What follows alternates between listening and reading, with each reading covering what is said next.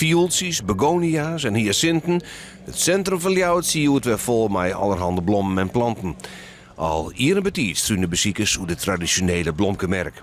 Ja, we zijn hier net komen wonen, dus de planten moeten in de tuin. Alles moet mooi worden. Wat hebben jullie er allemaal in zitten? Want ik zie... Tot nu toe zijn dit de hortensia's, dat is de eerste lading. De eerste lading? De eerste lading, ja hoor. Dit is gewoon heen en terug, heen en terug? Ja. Tot de tuin vol staat? Tot de tuin vol staat, ja.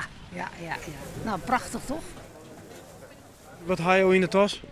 Dat is een varentje, hè? Mooi. Nou, ja, met schade, maar fan. Hij moet nog opknappen. Met schade, dan heb je korting. Ja, zo is dat. Daar kom je ook voor op de bloemmarkt, toch? De blomkenmerk begon vliegend maar een ruinerige moon. Dat vertriert van de keerplje. Dit keer een droege start van de merk. Dus er is hoop op goede handel. Nou ja, het is normaal gesproken dat is een van de betere dagen van het jaar voor ons, hè, voor de markt. Wat wordt de topper dan vandaag?